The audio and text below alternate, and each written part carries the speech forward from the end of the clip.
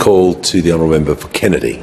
Prime Minister, the grand final is over. Queensland won. Sorry about that.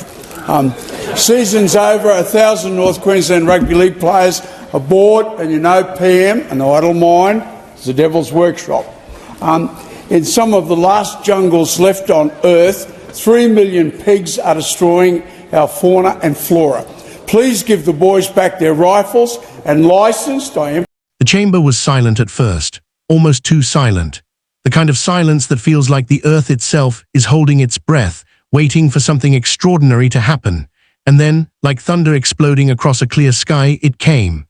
Bob Katter rose from his seat, fire in his eyes, conviction in his voice, and unleashed a political shockwave that is still echoing across Australia and beyond. This wasn't an ordinary speech. It wasn't polite disagreement. It wasn't diplomacy wrapped in rehearsed lines and artificial smiles. No, this was raw, emotional, furious, a moment carved deeply into the memory of every person watching. It was the voice of frustration, of a nation tired of excuses, tired of empty promises, tired of watching livelihoods crumble while leaders play politics. In that instant, Bob Katter didn't just speak, he erupted. He called out Prime Minister Anthony Albanese in the most direct, unapologetic way. He accused him of failing the Australian people, failing rural communities, failing national priorities, and ignoring the voices that had been crying out for help. And then, with the conviction of a man fed up with political games, he demanded something no one expected to hear said so loudly, so publicly. He demanded the Prime Minister resign immediately. You could feel the shock in the chamber. You could see the stiffened posture of MPs, the widened eyes, the stunned expressions. A challenge like that doesn't happen every day. Criticism is normal in politics, but this wasn't criticism.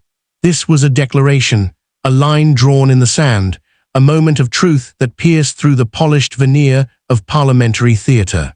Emphasise licensed access to national parks. Prime Minister, you'll rescue the now doomed cassowary and the North Queensland turtle. Give the boys back their air rifles. You may even eliminate some of the 2,000 million toads in North Queensland. Prime Minister, too late for the Rabbitohs. Sorry. And don't worry about the pests in this place. Please would you worry about the pests in North Queensland? Bob Katter didn't mince words. He painted the picture of a failing government, a struggling population, and a Prime Minister disconnected from the real struggles outside the polished floors of Canberra. He spoke of farmers fighting for survival. He spoke of rural communities feeling abandoned, pushed aside, forgotten. He spoke of ordinary Australians enduring rising costs, tougher conditions, and weakening trust in leadership. And as he spoke, people across the nation listened, not because they agreed with everything, but because they felt the weight of his emotion, the raw authenticity, the pure frustration that so many ordinary Australians have felt quietly, privately, desperately. In a world where political speeches often sound like rehearsed theatre, this one sounded like truth. And truth, when spoken loudly, shakes the room. Katter didn't stop at frustration. He didn't stop at accusations. He went further, deeper into the heart of what so many feel.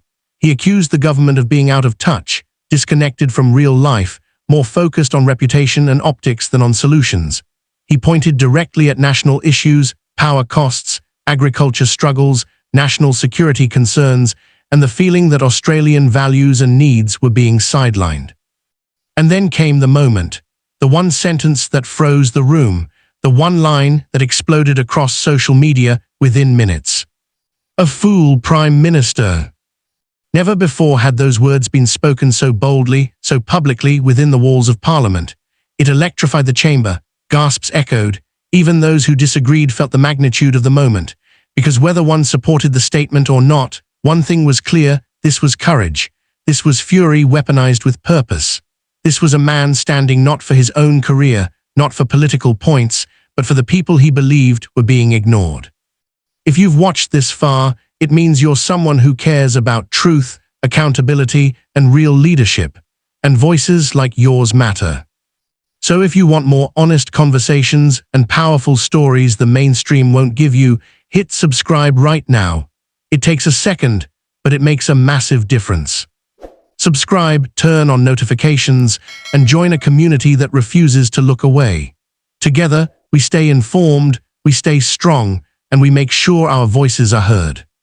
Thank you for being here, and thank you for standing up for what matters.